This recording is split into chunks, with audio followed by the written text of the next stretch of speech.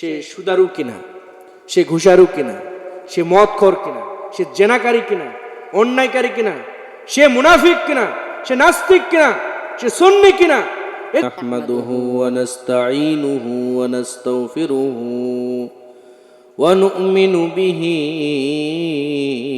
ওয়া নাতাওয়াক্কালু আলাইহি ওয়া নাউযু বিল্লাহি মিন শুরুরি আনফুসিনা ওয়া মিন সাইয়্যাতি আ'মালিনা। من يهدي الله فلا مضل له ومن يضلل الله فلا هادي له ونشهد أن سيدنا وسندنا وحبيبنا وحبيب طبيبنا أولانا مولانا محمد. فقد قال الله تبارك وتعالى في كلامه المجيد وفي الفرقانه الحميد. فأعوذ بالله من الشيطان الرجيم. بسم الله الرحمن الرحيم. إنا أعطيناك الكوثر فصل لربك وانحر إن شانئك هو الأبتر. صدق الله العظيم. दिल की सूरज डूब गई है हम लोगों की सामने, रोज माशर किया जवाब है मुस्तफा की सामने. बलगुल उला बिकमालिही कशफत दुजा बिजमालिही हसनत जमीअ खिसालिही सल्लू अलैहि व आलिहि. আলহামদুলিল্লাহ, আল্লাহ তাআলার দরবারে লাখো কোটি শুকরিয়া যে আল্লাহ রব্বুল আলামিন আপনাকে আমাকে দুনিয়ার সকল প্রকার পেরেশানির থেকে মুক্ত করে একটি জান্নাতি পরিবেশে আমাদেরকে যে রব কবুল করলেন, এই রবের প্রতি আমরা খুশি না বেজার? কথা বলুন ভাই, খুশি না বেজার? যাক আলহামদুলিল্লাহ, আপনারা অনেক খুশি, আমি অত্যন্ত খুশি যে আপনারা একটা জান্নাতি মজলিসে এসেছেন। এতে আমি অত্যন্ত গর্বিত যে এত কঠিন গরমের মাঝে যে আপনারা কোরআনকে মহব্বত করে যে কোরআন শোনার জন্য এত গভীর রাত্রে আপনারা এখানে অবস্থান করতেছেন, এটা দেখে আমার হৃদয় ভরে গিয়েছে। আল্লাহ আপনাদেরকে কোরআনের জন্য কবুল আর মঞ্জুর করুন, সকল আল্লাহুম্মা আমিন। লক্ষ কোটি দরুদ বর্ষিত হোক সৈয়দুল মুরসালিন খাতামান নবিয়্যিন রাহমাতাল লিল আলামিন, যে নবী ছিলেন সারা বিশ্বের ডাক্তার, যে নবী ছিলেন সারা বিশ্বের মাস্টার, যে নবী ছিলেন সারা বিশ্বের দার্শনিক, যে নবী ছিলেন সারা বিশ্বের বৈজ্ঞানিক, সেই কালেমাওয়ালার প্রতি, সেই মদিনাওয়ালার প্রতি, সেই বিশ্ব নবীর উম্মত হতে পেরে আমরা সকলে বজ্র কণ্ঠে সেই মদিনাওয়ালার প্রতি একবার দরুদ পাঠ করি, সকলে বলি সাল্লাল্লাহু। সম্মানিত উপস্থিত মুসলিম পান প্রিয় ভাইরা আমার, আপনাদের মাঝে পবিত্র কোরআন থেকে যে একটি আয়াত, একটি ছোট্ট সূরা কোরআনের সব চাইতে ছোট সূরা আমি আপনাদের পরিচিত একটা সূরা আপনাদের মাঝে তেলাওয়াত করেছি। এর শানে নজুলে কিছু কথা আপনাদের মাঝে রেখে ইনশাল্লাহ আজকের এই আলোচনা সমাপ্ত করতে চাই। আপনারা সকলে আলোচনা সমাপ্ত পর্যন্ত থাকার জন্য রাজি আছেন তো ইনশাল্লাহ? আল্লাহ তাআলা পবিত্র কোরআনের মধ্যে বলেন, আউযু বিল্লাহি মিনাশ শাইতানির রাজীম, বিসমিল্লাহির রহমানির রহিম, ইন্না আ'তাইনাকাল কাউসার ফাসাল্লি লিরাব্বিকা ওয়ানহার, ইন্না শানিআকা হুয়াল আবতার। আল্লাহ তাআলা পবিত্র কোরআনের মধ্যে বলছেন, ও আমার বান্দারা, ইন্না আ'তাইনাকাল কাউসার, আমি আল্লাহ তাআলা তোমাদেরকে কাউসার দান করেছি। কথা বলুন ঠিক কিনা? আল্লাহ তাআলা বললেন, তোমরা সর্বদাই তোমরা আমার উপর যদি বিশ্বাস করে থাকো তাহলে আমি আল্লাহ তাআলা তোমাদেরকে কাউসার দান করেছি, এটা কেউ বিশ্বাস করতে হবে। কথা বলুন ঠিক কিনা? এবং আল্লাহ তাআলা বললেন, তোমরা বেশি বেশি আমার প্রতি সালাত আদায় করো, আমাকে রাজি খুশি করার জন্য আমার উপর বিশ্বাস রেখে কুরবানি করতে হবে। কথা বলুন ঠিক কিনা? এই জন্য অনেকে আমাকে জিজ্ঞেস করে বলেছেন, কুরবানির নামের কোনো কুরবানি যে করতে হবে হুজুর, এরকম কোনো আলোচনা কোরআনের মধ্যে আসে নাই। কোরআনের মধ্যে কোনো কুরবানির বিষয়ে আলোচনা নেই। আল্লাহ তাআলা বলেছেন, অবশ্যই বান্দা তুমি কি করো, একমাত্র আমাকে রাজি খুশি করার জন্য তুমি কুরবানি করো। আসলে কুরবানি যেটা, কুরবানি প্রসঙ্গে কিছু টপিক নিয়ে আপনাদের মাঝে এসেছি। আল্লাহ তাআলা যদি তৌফিক দান করে, কুরবানি কি কি ভাবে করতে হয়, কুরবানি কোন কোন মানুষের সঙ্গে সম্পৃক্ত রেখে আমরা সামাজিকভাবে কুরবানি করতে পারবো, এই বিষয়ে আপনাদের সম্মুখে আমি কুরবানি বিষয়ে আপনাদের মাঝে আলোচনা করব ইনশাল্লাহ। আর কুরবানির জন্য কি কি জন্তু কোরআন হাদিসে বৈধ রয়েছে, আর কুরবানি কয় নিয়মে কি কয় ভাগে কুরবানি করলে আমাদের কুরবানিটা সহি হবে, এবং কুরবানির জন্য সবচাইতে বেহতরিন বস্তু কোনগুলো, কয়টি, কি কি, এগুলোর বিষয়ে আপনাদের মাঝে ইনশাল্লাহ আমি আলোচনা করতে চাই। আপনারা শেষ পর্যন্ত শুনতে রাজি আছেন তো ইনশাল্লাহ? সম্মানিত হাজিরিন, আমাদের পারিবারিকভাবে, মৌলিকভাবে, সামাজিকভাবে আমরা যে সমস্ত কুরবানি করে থাকি তার মধ্যে থেকে সবচাইতে কুরবানি নিয়ে যেই সমস্ত বিঘ্ন ঘটে আমাদের সামাজিকভাবে, বা কুরবানি নষ্ট হয়ে যাওয়ার মূল কারণ যেটা আমাদের সমাজে হয়ে থাকে, তার মধ্যে এক নম্বর কারণ হচ্ছে আমরা মনে করি যে প্রতি বছর কুরবানি তো আমি না দিতে পারলে আমাকে সমাজের মানুষ নিচু চোখে দেখবে, আমি তো লজ্জা শরমে আমার মাথাটাকে উঁচু করতে পারবো না, এরকম টেন্ডেন্সি নিয়ে একটা মানুষ ঋণ করে হলেও আজকালকার সমাজে আমরা কুরবানি দিয়ে থাকি।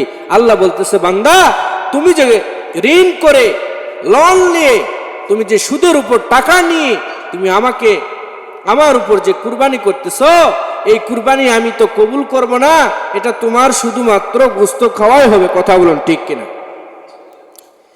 আল্লাহ তাআলা বলছেন, বান্দা তুমি যদি আমাকে রাজি খুশি করার জন্য যদি কুরবানি করে থাকো, তোমার কুরবানিটা তুমি ইখলাসের নিয়তে সহিভাবে তুমি দাও। তোমার যদি কুরবানির জিলহজ মাসের 10 তারিখের আগ মুহূর্তে যদি একটা ছোট্ট জন্তু যদি আল্লাহ রাস্তায় কুরবানি দেওয়ার মতো যদি সমর্থ তোমার থেকে থাকে, বড় কুরবানি সামাজিকভাবে দিয়ে বড়ত্ব হাসিল করার দরকার নাই।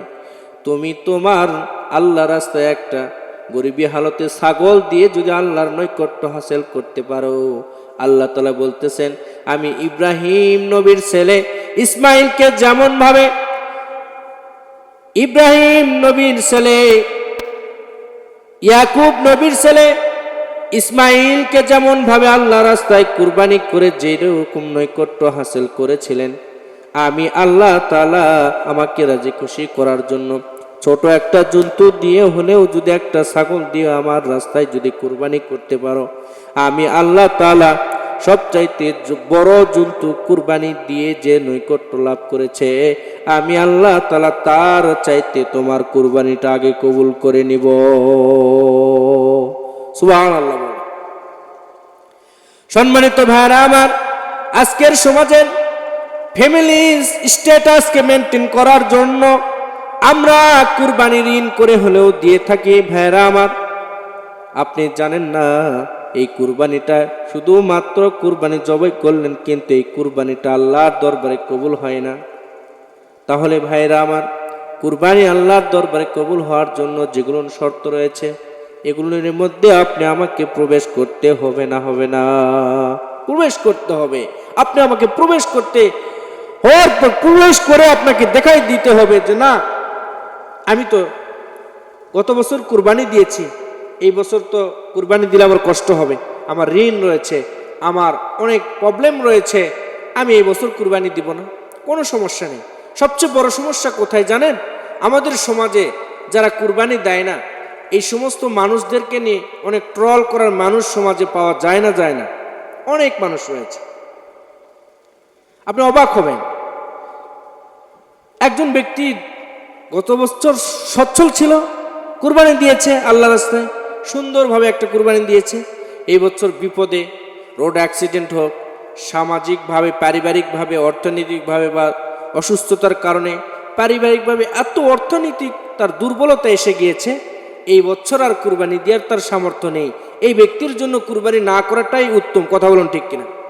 এখন এই ব্যক্তিকে আপনি ট্রল করার জন্য, সামাজিকভাবে অপদস্থ করার জন্য যেই সমস্ত মানুষ তাদেরকে কষ্ট দিবে, এই কষ্টটা আমি মনে করি এই কষ্টটা তাকে দিল না, স্বয়ং আল্লাহকে দিল। কথা বলুন ঠিক কিনা? এই সমস্ত কাজ করবেন না প্রিয় ভাইয়েরা আমার। আল্লাহ তাআলা পবিত্র কোরআনে বলছেন, কুরবানি তো দিবে তুমি শুধু আমার জন্য। কার জন্য? আমার জন্য। আমি যদি কবুল না করি, মানুষ দেখানা এই কুরবানি দিয়া কোনো লাভ আছে? লাভ নেই। আপনি হাবিল কাবিল আদম নবীর সন্তান সম্পর্কে আপনি কোরআন হাদিসে শোনেন নাই? অনেক চমৎকার একটা হুকুম সেখানে বলা হয়েছে, চমৎকার একটা ঘটনা সেখানে রয়েছে। ইসলামের শুরু জামানায় আদম নবীর সন্তান যখন একটা ঘটনাক্রমে তারা যখন কুরবানি করেছিলেন, তখন আল্লাহ তাআলা কি করেছিলেন? তাদের কুরবানি, দুই ভাই কুরবানি করেছে আল্লাহর রাস্তায়। আল্লাহর আসমান থেকে আইন জারি হলো, বিধান জারি হলো যে তোমাদের কুরবানিটা তোমরা পাহাড়ে রেখে আসো। আল্লাহ তাআলার পক্ষ থেকে একটা আসমান থেকে আগুন এসে কুরবানি যার পশুটাকে পুড়ায় ফেলে দিবে, তাহলে বুঝে নিবে এই কুরবানিটা তোমার কবুল হয়ে গিয়েছে। আর যারটা পুড়বে না, মনে করবে একে আল্লাহ পছন্দ করে নাই, তার কুরবানিও পছন্দ করে নাই, তার কুরবানিটাও সহিহ ছিল না। চিন্তা করার বিষয় ভাইরা আমার। আজকালকার জামানায় যদি সে হাবিল কাবিলের নিয়মটা যদি আমাদের পর্যন্ত 24 সাল পর্যন্ত থাকতো, বলেন তো কত হুজুর ধরা খেয়ে যেত, কত হাজি সাহেব ধরা খেয়ে যেত, কত আলেম ওলামা ধরা খেয়ে যেত, কত 5 ওয়াক্ত নামাজি ধরা খেয়ে যেত, কত সমাজে ভালো লেবাসধারী মানুষ, বুজুর্গানের দিন, পীর সাহেব, ওলিয়া আউলিয়া, গাউস কুতুব সব ধরা খেয়ে যেত। কথা বলেন ঠিক কিনা? ময়দানে সাধারণ মানুষের সঙ্গে হুজুরও কুরবানি করেছে, ময়দানে রেখে এসেছে পাহাড়ে। আমিও রেখে এসেছি। দেখা যাবে একটা আগুনের দলা এসে দেখা গেছে হুজুরের কুরবানি পড়েনি। আপনারা পরের দিন থেকে ঠাট্টা বিদ্রুপ করতে লাগবেন, হুজুরে নিয়ে ধুয়ে দিবেন, বলবেন কেমন হুজুর রে, এই ইমামের পিছনে তো নামাজই হবে না, কারণ সারা জীবন নামাজ পড়াছে, না জানি কোনো ভিতরে সমস্যা আছে, না ছাড়া আল্লাহর কুরবানি পুরালো না কেন? কথা বলেন ঠিক কিনা? আল্লাহ তাআলা এত মানুষের মুভমেন্টটা বোঝার পরে যে সে জীবনের মানুষের মনের কোয়ালিটিটা কেমন হবে, হৃদয়টা কেমন হবে, সব আল্লাহ তাআলা বুঝতেন। আল্লাহু আলাম, আল্লাহ তাআলা ভালো জানেন। এই জন্য প্রিয় ভাইয়েরা আমার, এত দূর পর্যন্ত এই নিয়মকে আল্লাহ তাআলা বহাল রাখেন নাই। আল্লাহ তাআলা আমাদের কুরবানি আমাদেরকেই খাওয়াচ্ছেন, আমাদেরকেই দিচ্ছেন। আমরা সংসার বিবি বাচ্চা নিয়ে পারিবারিকভাবে গরিব মিসকিন ফকির দরিদ্র অসহায় সকলকে নিয়ে এই কুরবানি আমরা উপভোগ করতেছি প্রিয় ভাইয়েরা। তাহলে এই কুরবানি যদি আল্লাহ বলতেছে আমাকে রাজি খুশি করার জন্য, তাহলে কুরবানিটা কেমন হওয়া দরকার? একদম স্বচ্ছ, পরিষ্কার, নির্ভেজাল কুরবানি হওয়ার দরকার। কথা বলুন ঠিক কিনা? এরকম কুরবানি আমাদের করা দরকার না দরকার না? আর যদি ভেজাল হইতো আমাদের টাকা পয়সার মধ্যে, তাহলে ময়দানে যদি কুরবানি রেখে আসতে হতো। কত হাজি সাহেবের কুরবানির গরু যদি না পুড়তো, পরের দিনই আন্দোলন, এ হাজি কেমন হাজি, এ আসলেই পাজি, নইলে এর কুরবানি পুরলো না কা, এর কবুল হলো না কা। আর কলে বলে যদি কালি একজন মানুষের, যারা সমাজে সমালোচনা করতে ভালোবাসে, এই কোয়ালিটির মানুষের একটা জন্তু কুরবানি যদি পুড়ে যেত, এই মানুষ পরের দিন মিছিলে বের হতো, আমি সবচেয়ে ভালো মানুষ আর অমুক অমুক অমুক খারাপ মানুষ, তাছাড়া তাদের কুরবানি কবুল হলো না। কথা বলেন ঠিক কিনা? আল্লাহ আমাদেরকে বাঁচাই দিয়েছে। আপনার আমার গুনার যে মুখোশ, সেটা আল্লাহ তাআলা বিমোচন করে দেয় না এই সমাজে। এই জন্য আল্লাহ তাআলা এটাকে সেফটি করে দিয়েছে আপনি আমার জন্য। এটা আমাদের শুকরিয়ার বিষয়। কথা বলুন ঠিক কিনা? আর একটা গুরুত্বপূর্ণ বিষয় আপনাদেরকে সেটা না বললেই নয়। কুরবানির সময় আমরা বেসিক্যালি আমরা যে জিনিসটাকে অত্যন্ত ভুল করে থাকি, তার মধ্যে থেকে এটাও একটা পয়েন্ট। সেটা হচ্ছে অনেক সময় আমরা কুরবানির সময় বেসিক্যালি আমরা আমাদের জামাই নতুন মেয়েকে বিয়ে দিয়েছি, বা আমাদের জামাই 2 বছর হলো মেয়েকে বিয়ে দিয়েছে, আমরা যদি কুরবানি না দেই তাহলে আমাদের বিয়াই বাড়ির থেকে আমাদেরকে অনেক ছোট মনে করতে পারে। এই জন্য ঋণ করে হলেও, এনজিওর থেকে ঋণ করে সুদের উপর টাকা নিয়ে হলেও আমরা কুরবানি ক্রয় করে থাকি না থাকি না। এই কুরবানি আপনি যতই বড় জন্তু কিনেন না কেন, এই সুদের উপর টাকা দিয়ে যদি আপনি কুরবানি কিনেন আর এটা যদি আল্লাহ রাস্তায় দেন, কখনো কখনো আল্লাহ কবুল করবে না। প্রিয় ভাইয়েরা আমার, আর আপনাদেরকে কুরবানি সম্পর্কে সবসময় আপনাদের কান খোলা রাখতে হবে, ব্রেন খোলা, চোখ খোলা রাখতে হবে। আপনাদেরকে যে সমস্ত সামাজিকভাবে 3 ভাগে 4 ভাগে 5 ভাগে 6 ভাগে 7 ভাগে আমরা কুরবানি করে থাকি, আমরা যে সমস্ত মানুষদের সঙ্গে কুরবানি দিচ্ছি, আমরা সেটাকে ভেরিফিকেশন করে দেখব, জাস্টিফাই করে দেখব যে আমরা যার সঙ্গে কুরবানি দিচ্ছি সে সুদারু কিনা, সে ঘুষারু কিনা, সে মদখোর কিনা, সে জেনাকারী কিনা, অন্যায়কারী কিনা, সে মুনাফিক কিনা, সে নাস্তিক কিনা, সে সুন্নি কিনা। এদের সঙ্গে আপনি কুরবানি দিবেন না, আল্লাহ তাআলা আপনার কুরবানি কখনো কবুল করবে না। প্রিয় ভাইয়েরা আমার, এই জন্য কুরবানি অনেক সেন্সিটিভ একটা বিষয়, আল্লাহকে রাজি খুশি করার অনেক বড় একটা মাধ্যমের বিষয়। এই জন্য প্রিয় ভাইয়েরা আমার, এই কুরবানিটা অত্যন্ত গুরুত্ব সহকারে আমাদেরকে কুরবানি করতে হবে। আপনি সামাজিক কোনো স্ট্যাটাসকে ঠিক রাখার জন্য, আপনার নিজে বড়ত্ব হওয়ার জন্য আমি সবচেয়ে বড় কুরবানি দিচ্ছি, আমি সবচাইতে ওয়েট বিশিষ্ট একটা জন্তু আমি আমার মহল্লার মধ্যে কুরবানি দিয়েছি, আমার শহরের মধ্যে আমি সবচেয়ে বড় কুরবানি দিয়েছি, এরকম নিজের বাহবা নেওয়ার জন্য, সামাজিক বাহবা নেওয়ার জন্য যদি আপনি আল্লাহ রাস্তায় কুরবানি করে থাকেন, এই কুরবানি আল্লাহ কখনো কবুল করবে না। প্রিয় ভাইয়েরা, এই জন্য আমরা কুরবানি দিব কার উদ্দেশ্যে? একমাত্র আল্লাহকে রাজি খুশি করার জন্য। রাজি আছি তো সবাই ইনশাআল্লাহ? ইনশাআল্লাহ। সম্মানিত হাজিরিন, এই জন্য কুরবানি আমরা সুন্দরভাবে আমাদের অর্থ অনুযায়ী ছোট হোক, নিখুঁত একটা কুরবানি আমরা ক্রয় করব। রাজি আছি তো ইনশাআল্লাহ? ইনশাআল্লাহ। আর কুরবানি পশুর জন্য কোরআন এবং হাদিসের ব্যাখ্যায় সবচাইতে উত্তম পশুর মধ্যে যেই সমস্ত পশু পড়েছে তার মধ্যে থেকে 1 নম্বর উট। কি বলেন ভাই? 1 নম্বর উট। 2 নম্বর কি? 2 নম্বর হচ্ছে ছাগল। 3 নম্বর হচ্ছে আপনার জন্য দুম্বা। 5 নম্বর ভেড়া। 6 নম্বর এভাবে দিয়ে গেছে গাভী। তারপরে আপনার এরা গরু। আপনি বাংলাদেশে বসবাস করে আপনি যেভাবে যদি আপনার কম পক্ষে একটা কুরবানির পশুর বয়স যদি আপনার 2 বছর বা হৃষ্টপুষ্ট যদি দেখা যায়, এরকম জন্তু আপনার চোখের নজর কাটতেছে, এই পশু দিয়ে কুরবানি করলে আমার কুরবানিটা কবুল হবে, এরকম যদি আপনার হৃষ্টপুষ্ট 2 বছর অতিক্রম কর্নেওয়ালা একটা জন্তু হয়ে যায়, তাহলে আপনি এই পশু দিয়ে আপনি কুরবানি করে ফেলে দিতে পারবেন ইনশাল্লাহ। সম্মানিত হাজিরিন, এই জন্য আমরা তো উট দিয়ে কুরবানি করতে পারবো না বাংলাদেশের মানুষ।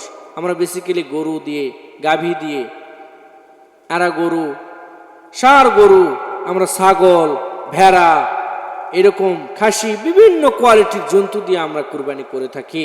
প্রিয় ভাইয়েরা আমার, যে যেখান থেকে যার সামর্থ্য অনুযায়ী আল্লাহ রাস্তায় কুরবানি করলে আল্লাহ বলেছে আমি তোমার কুরবানি করনে ওয়ালার মালিক তো আমি। কথা বলুন ঠিক কিনা? তুমি কুরবানি করবে শুধু রক্ত জমিনে পড়তে দেরি, তোমার নিয়ত যদি খালেস হয়ে থাকে, আমি রব কথা দিলাম তোমার কুরবানির পশুর রক্ত জমিনে পড়ার আগে আমি আল্লাহ কুরবানি কবুল করে নিব। সকল সুবহানাল্লাহ। এই জন্য প্রিয় ভাইয়েরা আমার, কুরবানি আমাদেরকে করতে হবে ইখলাসের সহিত, কুরবানি করতে হবে আমাদেরকে অত্যন্ত সেন্সিটিভ ভাবে। আল্লাহ তাআলা এখনো যারা আমরা কুরবানি ক্রয় করতে পারি নাই, আল্লাহ যেন সকলকে সুন্দর একটি পশু আল্লাহ রাস্তায় কুরবানি করার জন্য তাকে কুরবানির পশু আল্লাহ মিলাই দেয়। সকল আল্লাহুম্মা আমিন। আর যারা আমাদের সমাজে, হয়তো শুরুতে বলেছিলাম, যারা আমাদের সমাজে কুরবানি করতে পারবে না তাদেরকে নিয়ে আমরা হাসি ঠাট্টা ট্রল করবো না ইনশাল্লাহ। আল্লাহ যেন তাদেরকেও কবুল করে নেন। আর কুরবানির মাংসটা বেসিক্যালি আমরা 3 ভাগে বিভক্ত করব। এক ভাগটা সর্বপ্রথম আমরা আমাদের সমাজের গরিব মিসকিন যারা রয়েছে, সুবিধা বঞ্চিত, হয়তো দরিদ্র মানুষ যারা রয়েছে মিসকিন, তাদেরকে আমরা একটি ভাগ বস্তু আমরা তাদেরকে বন্টন করে দিব। দ্বিতীয় ভাগ আপনি আপনার আপনজনের মধ্যে থেকে যারা অসহায় বা দরিদ্র বা কুরবানি দিতে পারে নাই, এই শ্রেণীর মানুষকে আপনি এই দ্বিতীয় ভাগের গোস্তটা আপনি বন্টন করে দিন।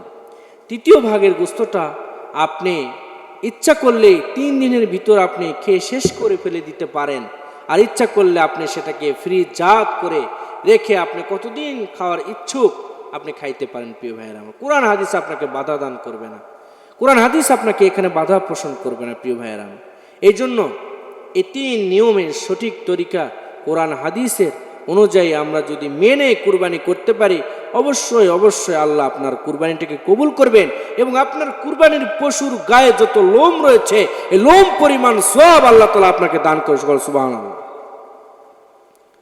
সম্মানিত হাজির, এই জন্য আমাদেরকে কুরবানি অত্যন্ত গুরুত্ব সহকারে আমাদেরকে করতে হবে। আর একটা সেন্সিটিভ একটা মাসআলা আমাকে এক ভাই প্রশ্ন করেছিলেন, মাসলাটার অ্যানসার দিয়ে আমি অন্য আলোচনায় চলে যাব। এক ভাই আমাকে প্রশ্ন করে বলেছিলেন যে হুজুর, এক পরিবারে আমার বাবাও থাকেন আমিও থাকি, একই পরিবারে একই হাড়ি পাতিলে আমরা খানা খাই, কিন্তু আমার বাবা আয়ের উৎস আলাদা, আমার আয়ের উৎস আলাদা, তাহলে কি আমরা আলাদা আল্লাহ রাস্তায় কুরবানি করতে হবে? হ্যাঁ প্রিয় ভাই, আপনাকে চমৎকার একটা প্রশ্ন আপনি করেছেন। সেটার সঠিক অ্যান্সার হচ্ছে, একটা পরিবারে আয়ের উৎসর সদস্য যদি 2 জন থেকে থাকে, তার ছেলের জন্য আলাদা আয়ের উৎস রয়েছে, বাবার জন্য আলাদা আয়ের উৎস রয়েছে, তাহলে এখানে বাবার জন্য আলাদা কুরবানি, ছেলের জন্য আলাদা কুরবানি। প্রিয় ভাইয়েরা আমার, এই জন্য আপনি হয়তো আমাদের মাসলাটার সঠিক অ্যান্সার পেয়েছেন। আশা করি আপনি নির্দ্বিধায় নিঃসন্দেহে আপনার সামর্থ্য অনুযায়ী একটা আলাদা কুরবানি করবেন, আপনার বাবা সামর্থ্য অনুযায়ী একটা আলাদা কুরবানি করবে। আল্লাহ অবশ্যই কুরবানি কবুল করে নেবে। এতটুকু আজকে জন্য এতটুকু আলোচনা কুরবানি সম্পর্কে রেখে আমার আলোচনা সমাপ্ত করলাম। ওয়াখির